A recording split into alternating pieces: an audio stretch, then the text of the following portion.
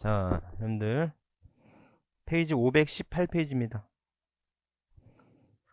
자, 518페이지 양도 및 취득식이에요. 자, 이게 무슨 말인가 하면요. 이런 내용이에요. 자, 지금까지 한번 복습을 해보면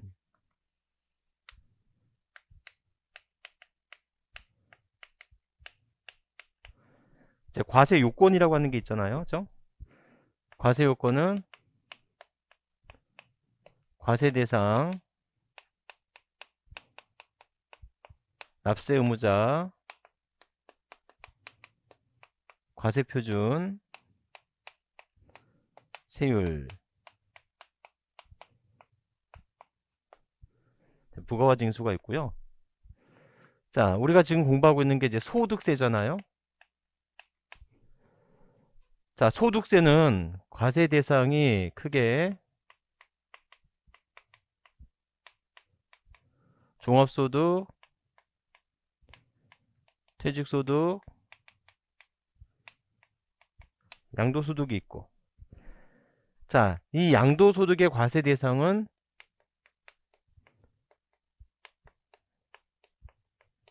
열거된 자산을 양도할 때 낸 세금이거든요.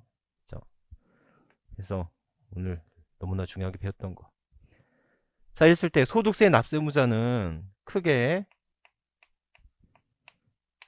거주자와 비거주자로 구분되어지거든요. 소득세 납세 의무자는 거주자와 비거주자다. 그렇죠? 그래서 거주자는 국내 주소 또는 183일 이상의 거소를 둔 자, 비거주자는 거주자 외의자를 말하는 거예요. 자, 그러면 이제는 과세표준 곱하기 뭐 하면? 과세표준 곱하기 세율하면 이거를 산출세액이라고 하죠. 자, 그런데 이제 문제는 뭐가 중요하냐면 여러분들 혹시 민법에서 아직 안 배웠겠지만 민법에서 여러분들 기간이라고 하는 걸 배우거든요. 기간. 기간. 응? 기간을 배우는데 여러분들 기간은 일정 시점에서 일정 시점까지 이 시간의 길이를 기간이라고 하는 거예요. 그러면 세법에서는 그래서 기간을 계산할 때는 기산일 끝나는 점을 만료일이라고 하거든요. 그러면 세법에서는 보유기간이 필요해요. 보유기간. 그래서 보유기간은 기산일이 되는 시점을 우리는 취득시기라 하고 만료일이 되는 시기를 우리는 양도시기라고 하거든요. 그래서 취득일서부터 양도일까지의 기간을 우리는 보유기간이라고 하는 거예요.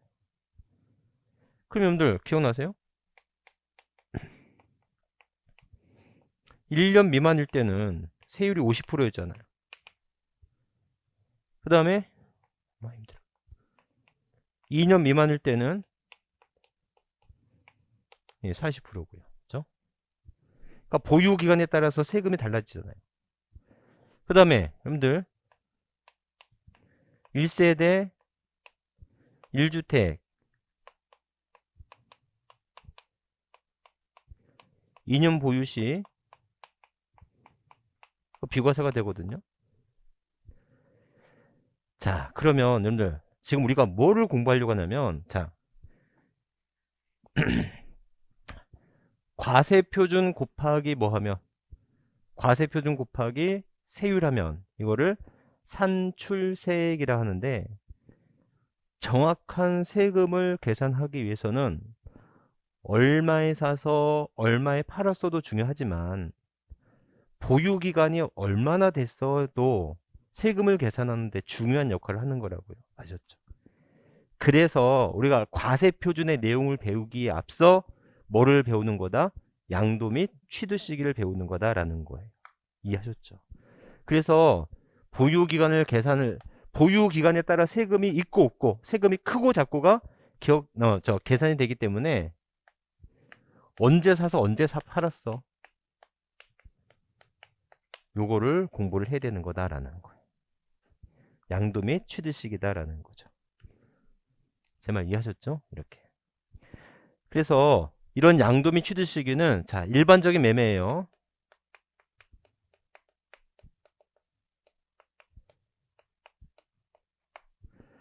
일반적인 매매의 경우에는 원칙적으로 대금 청산일입니다. 그러니까 언제 사고 팔았어? 언제 사고 팔았어? 실제 돈 주고 사는 날 팔았단 말이었죠. 그래서 대금 청산일인데 이때 대금 청산일은 계약서상의 대금 청산이 아니라 사실상의 대금 청산을 말하는 거다. 아셨죠? 다만 예외적으로 대금 청산일이 불분명하거나 또는 대금 청산 전에 등기를 했어. 이때는 등기 접수일을 하는 거다. 아셨죠? 이렇게. 그러니까 되게 쉬워요. 그래서 실제로 돈 주고 판 날, 돈 주고 받은 날, 그때 취득되고 그때 양도된 거야. 아셨죠? 다만 대금 청산일 전에 등기가 됐거나 대금 청산일 자체가 불분명하다면 그때는 등기 접수일이 된다라는 거예요. 아셨죠? 이렇게. 자, 그런데 문제는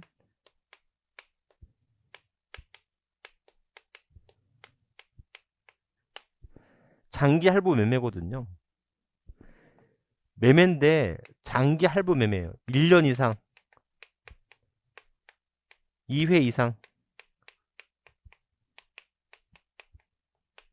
분할해서 판매하는 거거든요. 그러니까는 이런 장기 할부 매매는요, 결국 돈을 나눠서 파는 거야. 1억, 1억, 1억 총 3억을 주고 파는 거거든요. 3억을 주고 사오면서 파는 건데 이렇게 매매임에도 불구하고 이때는 등기 접수일, 인도일, 사용 수익일 중 빠른 날로 가는 거예요. 자, 우리 시험에서 이 장기 할부 매매가 계속 잘 나왔는데, 자, 매매임에도 불구하고요,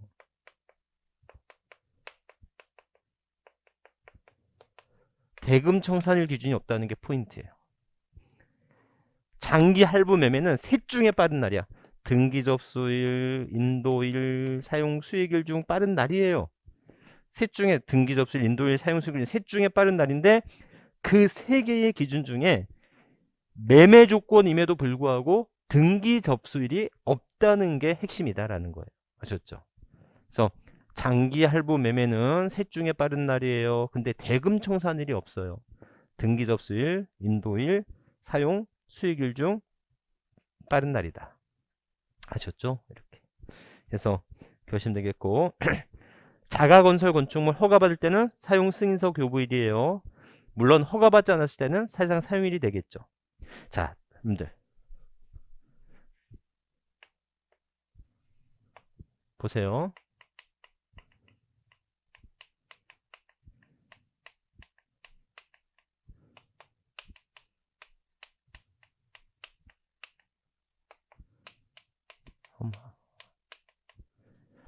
자, 10원이고요. 70원이고요. 100원이거든요.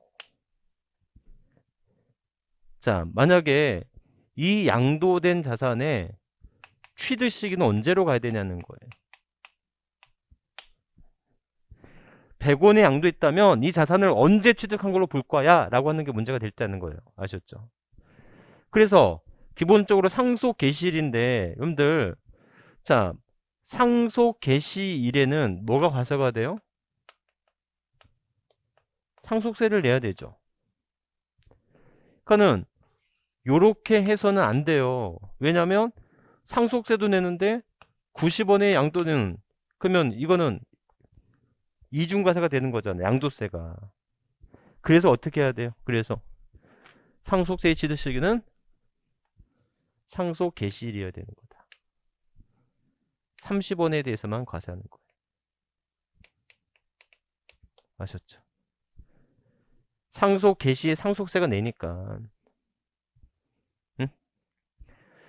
이건희 회장이 돌아가셨잖아요. 그러면 이재용 부회장이 상속 재산을 받아서 그 한남동 저택을 팔 때는 상속세를 이미 상속 개시 당시 금액으로 상속세를 냈으니까 양도세는 그 이후의 차익에 대해서만 양도세를 내야 되겠지.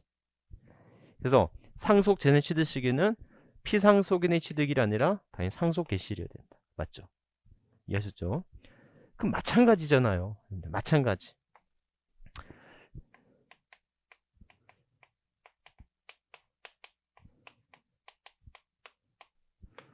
똑같아요. 응? 우리에게 증여했어. 70원이야. 그럼 그을 때 을의 양도 100원이 있다면 결과적으로는 70원으로 이미 뭐를 냈기 때문에 증여세를 내기 때문에 이 둘에 대해서만 양도세를 내야 되는 거예요. 아셨죠? 그러니까는 상속 재산의 취득 시기는 상속 개시일이 되고 증여 자산을 양도했을 때 취득 시기는 증여 계약일, 증여 받은 날이다. 응? 이렇게 되는 거다. 무슨 아셨죠? 이건 뭐 너무나 상식적이고 충분히 이해할 수 있어요. 상속받은 자산을 양도했을 때 그 상속된 취득시는 상속 개시일이 돼. 피상속인의 취득이 되면 안 된다고. 그죠? 상속세하고 양도세가 이중과세가 될 수 있기 때문에. 그래서 그렇게 된다라는 거, 뭐 그 정도만 기억하시면 되겠습니다. 아셨죠? 그 외에 이제 불분명할 때는 먼저 취득한 자산을 먼저 양도한 것으로 본다. 여러분들 다시 한번 여러분들 보유 기간이 왜 필요해요? 1년 미만 보유 50%, 2년 미만 보유 40%이기 때문에 보유 기간에 따라서 세금이 달라지거든요. 그러니까는 세금을 정확하게 계산을 하기 위해서는 먼저 보유 기간이 필요하고, 그래서 언제 사서 언제 팔았어 라고 하는 그 시기가 중요한데, 그래서 그 시기가 양도 및 취득 시기를 먼저 공부한 거다. 상속받은 자산을 팔았어? 그러면 취득 시기는 상속 개시일이고, 판 시점은 대금 청산일과 등기 접수일 중 빠른 날로 하면 되는 것이고, 증여받은 자산을 팔았어요? 매매했어요? 그렇다면 증여받은 날을 취득 시기로 하고, 매매 시점은 대금 청산일과 등기 접수일 중 빠른 날로 하면 되는 거다. 근데 그 매매가 장기 할부 조건을 매매했다면 등기 접수일, 인도일, 사용 수익일 중 빠른 날로 하겠다. 대금 청산일 기준이 없다. 그래서 요게 포인트라 했죠. 이렇게. 아셨죠? 자, 그러면 이제 페이지 520페이지 이제 본격적으로 너무나 중요한 거 들어갑니다. 본격적으로 너무나 중요한 거 들어갔는데, 자 보세요.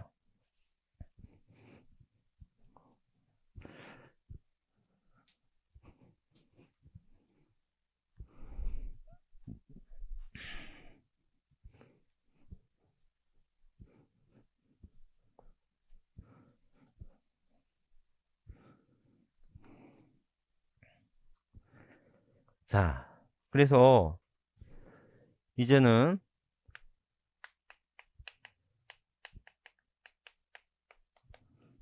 과세 표준을 공부할 거예요. 그래서 이제는 뭐 곱하기 뭐 하면 과세 표준 곱하기 세율하면 이거를 산출세액이라고 한다. 과세 표준 곱하기 세율하면 이걸 산출세액이라 하는 거예요. 그래서 여러분들, 자 그렇다면 이제 중요한 거, 과세 표준은 어떻게 구하느냐면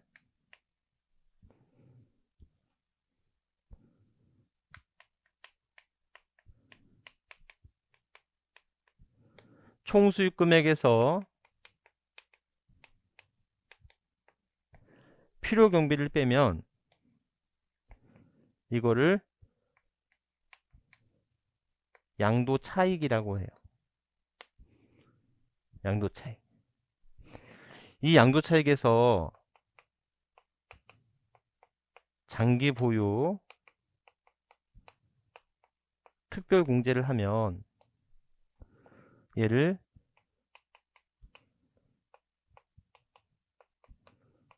양도소득 금액이라고 해요. 자, 이렇게 양도소득 금액에서 양도소득 기본공제를 빼면 양도소득 과세표준이라고 하죠. 이렇게.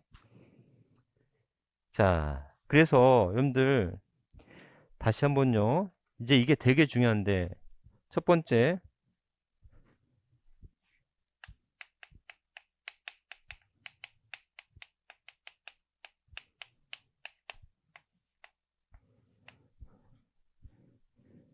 과세표준 순서를 암기해야 됩니다.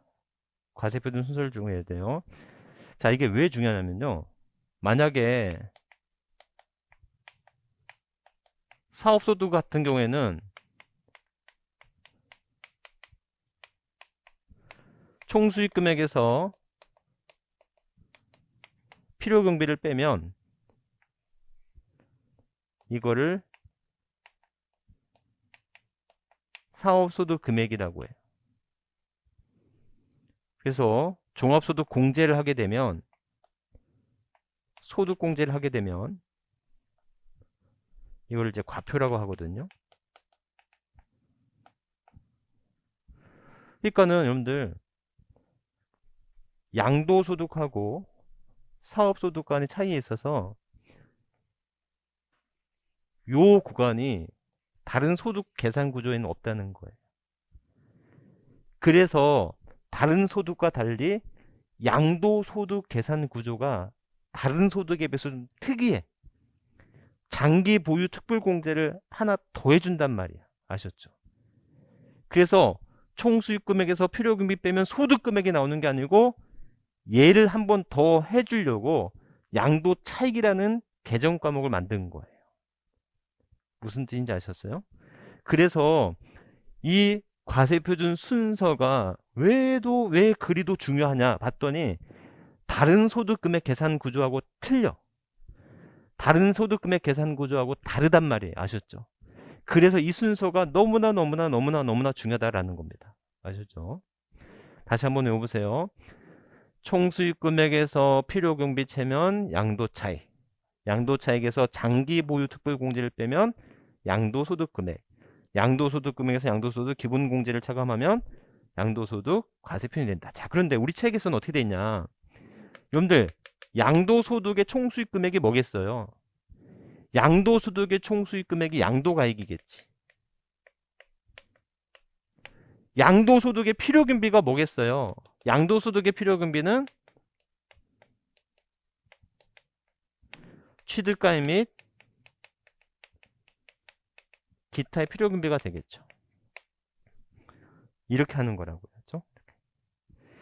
그래서 우리 책에서 어떻게 됐냐면 양도가액에서 필요금액 빼면 양도차익, 양도차익에서 장기보유 특별공제 차감하면 양도소득 금액, 양도소득 금액에서 양도소득 기본공제를 차감하면 양도소득 과세 표준으로 한다라는 거예요. 아셨죠? 이렇게. 그래서 자, 먼저 순서를 같이 외웁니다. 다 한번 외워봐요. 근데 과세표준 순서 이거를 외우지 않고서는 이 뒷시간에는 의미가 없어. 이 순서를 먼저 외워야 돼. 자, 여러분들 저 혼자 외우려고 하지 말고 여러분들 같이 외워요. 자, 순서 그냥 양도가액에서 필요경비 빼면 양도차익 이렇게 외웁니다. 이제 우리 책처럼 양도가액에서 필요경비를 빼면 양도차익, 양도차익에서 장기 보유 특별공제를 차감하면 그게 양도소득 금액이 되는 거예요. 원래 사업소득은 총수익 금액에서 필요금액 빼면 사업소득 금액이었잖아요. 근데 양도소득은 총수익 금액, 즉 양도가액에서 필요금액 빼면 이걸 소득 금액을 하지 않고 양도차익이라 하고, 양도차익에서 장기 보유 특별공제를 빼면 그걸 양도소득 금액이라 하고, 양도소득 금액에서 양도소득 기본공제를 차감하면 과세표준이 되고, 그 과세표준에다가 세율 곱하면 산출세액이 나오는 거잖아요. 아셨죠? 다시 한번요. 과세표준 계산구조 외워봅니다. 다 외워봐요. 양도가액에서 필요경비 빼면 양도차익, 양도차익에서 장기 보유 특별공제를 빼면 양도소득 금액, 양도소득 금액에서 양도소득 기본공제를 차감하면 양도소득 과세표준이 된다. 과세표준 순서 무조건 외워야지 이 다음 시간에 공부가 됩니다. 그래서 그렇게 기억하시면 되겠고, 자, 다시 한번요. 기억해봐요. 자, 그러면 여러분들 양도가액에서 필요금액 빼면 양도차익, 양도차익에서 장기 보유 특별공제를 차감하면 양도소득 금액, 양도소득 금액에서 양도소득 기본공제를 차감하면 양도소득 과세 표준이 된다. 자, 그럼 여기서 여러분들 양도소득 금액 계산할 때 가장 마지막에 차감된 항목을 고르시오. 이게 여러분들 이 문제가 세 번 나왔었거든요. 다시 한번 양도소득 금액을 계산하는 시에 가장 마지막에 차감된 항목은 양도소득 기본공제가 아니라 장기보유 특별공제죠. 제가 다시 한번 돌려보고 그러세요. 제가 뭐 물어봤냐면 양도소득 과세 표준을 구하는 게 아니라 양도소득 금액을 계산할 때 가장 마지막 차감되는 항목은 장기보유 특별공제가 된다라는 거 이해하셨죠? 그래서 중요한 건 뭐냐면 과세 표준 순서 암기를 하는 건 좋은데 시험 문제에서는 반드시 질문에 주의해야 돼요. 양도 차익을 묻는 건지 양도소득 금액을 묻는 건지 양도소득 과세 표준까지를 구해야 되는 건지 올해 무조건 나옵니다. 왜냐면 올해 장기보유 특별공제가 정말 너무너무 중요하게 바뀌었거든요. 그래서 올해 공부할 때는 양도 차익까지 구해야 되는 건지 양도소득 금액까지 구해야 되는 건지 양도소득 과세 표준까지 구해야 되는 건지 이거를 반드시 체크를 먼저 해야 돼요. 근데 양도세에서는 계산 문제가 한 문제가 나와요. 그 계산 문제 한 문제가 나올 때 반드시 양도 차익인지 양도소득 금액인지 양도소득 과세 표준까지인지 요거를 반드시 먼저 체크해야 된다. 아셨죠? 그래서 기본적으로 순서도 중요하지만 이 순서를 계산할 때 뭐가 된다? 너무나 주의될 거 질문을 줘야 된다. 아셨죠? 이렇게 자 이렇게까지 자 그래서 보시면 자 그렇다면 이제 두 번째 그러면 첫 번째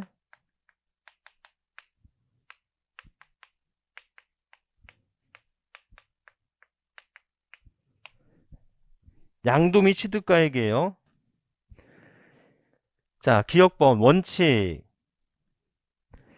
양도소득세가 과세되는 자산의 양도가액 및 취득가액은 그 자산의 취득 및 양도 당시 양도자와 양수자 간에 실제로 거래한 가액에 따른다. 자, 양도가액 또는 취득가액을 실질 거래액에 따라 산정하는 경우로서 토지와 건물 등을 함께 취득하거나 양도한 경우에는 이를 각각 구분하여 기장하되 토지와 건물 등의 가액이 구분이 불분할 때는 기준시가 등을 고려하여 안분 계산한다. 이렇게 되어 있어요. 이게 무슨 이건 필요 없고 그래서 여러분들 양도소득 과세 표준은 원칙적으로 실가로 하래요. 그래서 양도가액이 실질거래가액이면 취득가액도 실질거래가액을 해라는 거예요. 이렇게 아셨죠? 실질거래가액을 하라는 거예요. 그런데 예외적으로 실가를 확인할 수 없거나 인정할 수 없대. 실가를 확인할 수 없거나 인정할 수 없다면 이때는 추계하래요. 추계. 추산해서 계산하래요. 그래서 거기 페이지 521페이지에요. 양도가액 또는 페이지 521페이지입니다. 521페이지 니은번 양도가액 또는 취득가액을 실질 거래가액에 따라 정하는 경우로서 장부나 그 밖의 증명서류에 의하여 해당 자산의 양도 당시 또는 취득 당 실거래가액을 인정 확인할 수 없는 경우에는 매감, 환 또는 기준시가 등에 있어 추계조사에 결정조사할 때 이렇게 돼 있어요.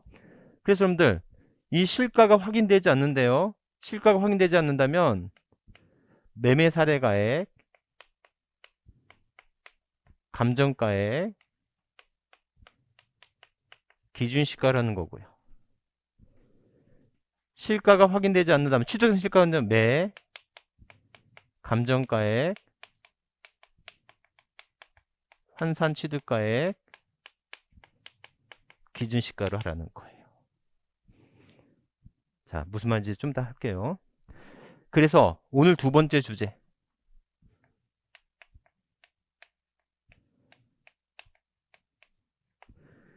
추계가액인데요. 추계가액에서는 먼저 순서가 중요해요. 매감기, 매감환기. 두 번째는 환산가액은요. 양도시에는 적용하지 않고 취득시에만 적용하는 거다라는 거예요. 자, 볼래요, 여러분들?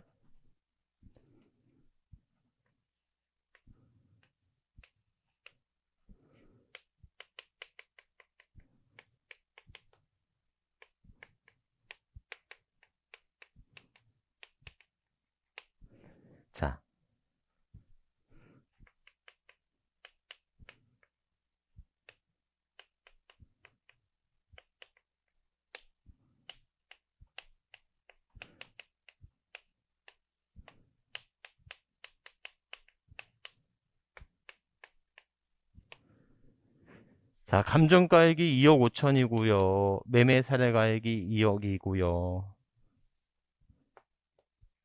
기준시가가 1억이에요. 자, 그러면 이때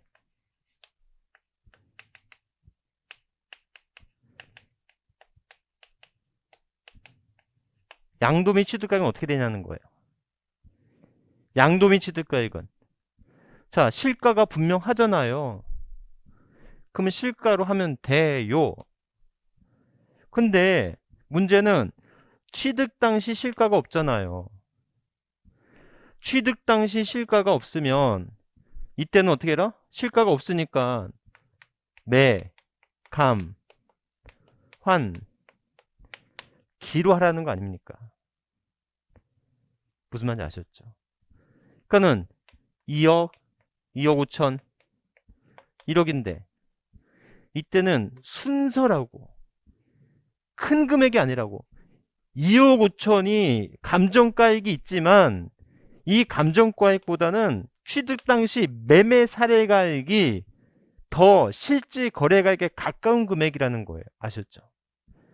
그러니까는 실가가 분명하면 얘가 분명히 나와 있으면 필요 없어. 실가가 있으면 뭐 아무런 문제가 없는데 실질 거래가액이 없으면 실질 거래가액을 대신할 수 있는 금액을 찾아야 되는데 실질 거래가액을 대신할 수 있는 금액을 찾을 때는 높은 금액을 찾는 게 아니라 순서에 의해서 찾는 거다. 그래서 감정가액이 2억 5천이지만 그 전에 매매 사례가액이 더 현실적인 금액이기 때문에 매매 사례가액이기 때문에 매매 사례가액을 취득 당시 가액으로 봐야 되겠다라는 거예요. 그러니까 이거 얼마입니까? 2억이 되는 거죠. 2억이. 제 말 이해하셨죠? 이렇게 된다. 그런데 자, 두 번째 문제. 자, 그러면 두 번째는 이 금액도 없어. 감정가액이나 매매 사례가액도 없단 말이에요. 그렇다면 어떻게 되죠? 이게 없으니까 매, 감, 환산 취득가액을 구해야 되는 거 아니에요? 그래도 안 된다면 기준시가로 해야 된다는 거지. 그러면 이 환산 취득가액은 어떻게 구하느냐? 자, 그거 한번 페이지 보실래요?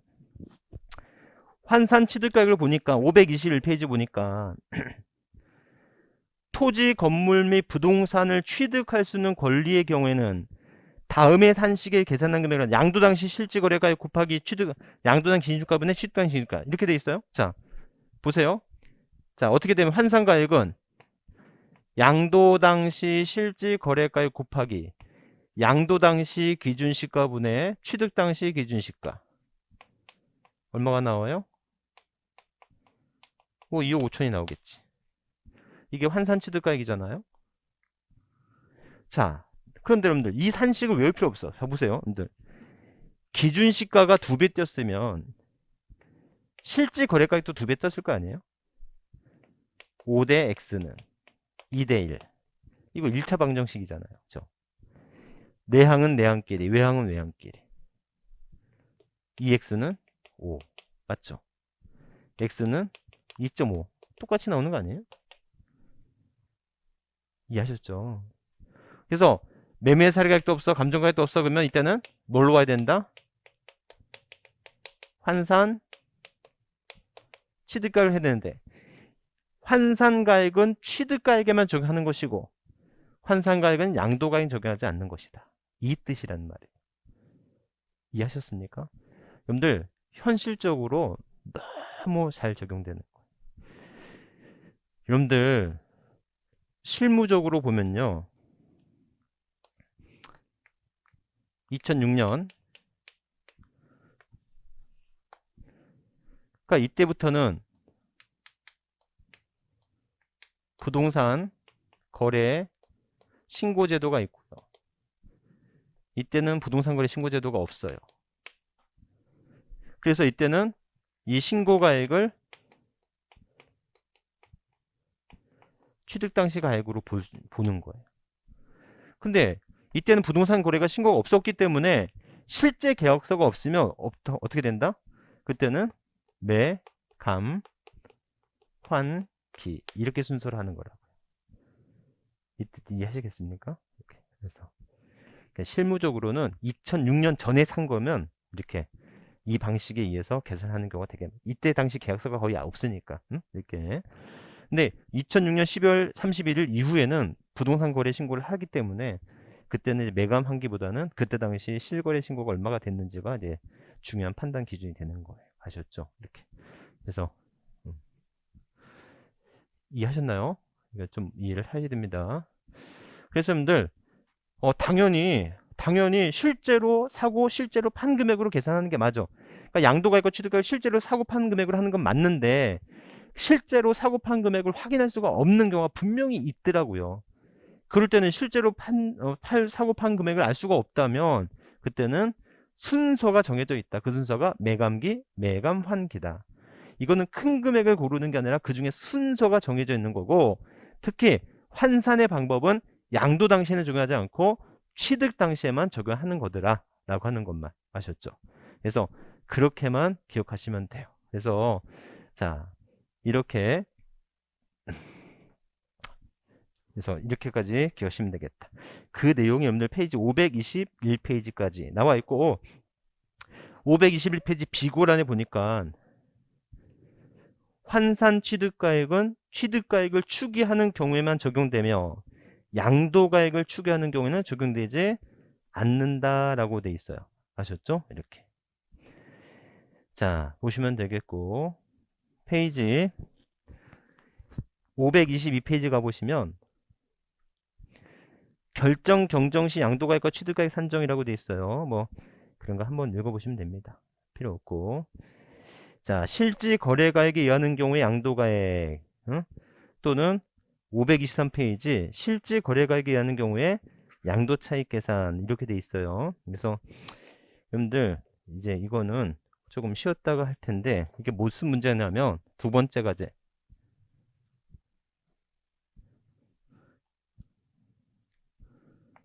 두 번째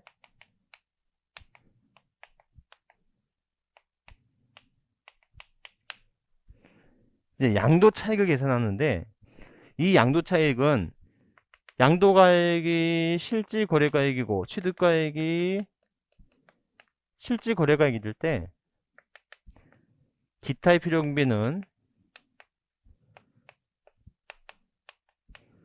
자본적 지출과 양도 비용으로 이렇게 한다라는 거예요. 아셨죠? 그러니까 무슨 말인가 하면 여러분들 자 이런 거예요. 부동산을 취득하고 부동산을 보유하고 부동산을 이렇게 처분하는데 취득하고 보유하고 처분하는 데 들어가는 경비를 우리는 이거를 필요경비라고 하거든요. 그러니까 필요경비를 시점별로 구분하면 취득할 때 들어가는 경비를 취득가액이라 하고 보유하고 처분하면서 들어가는 경비를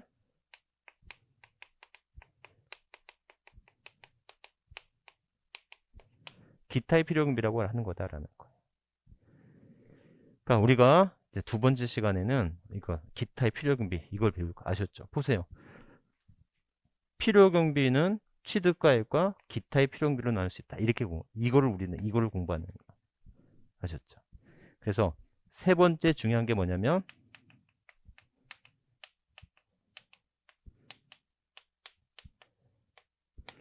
필요경비 항목 포함할 거냐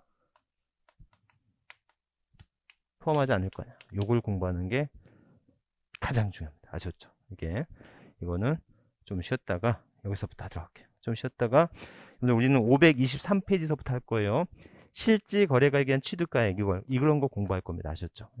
좀 쉬었다 할게요.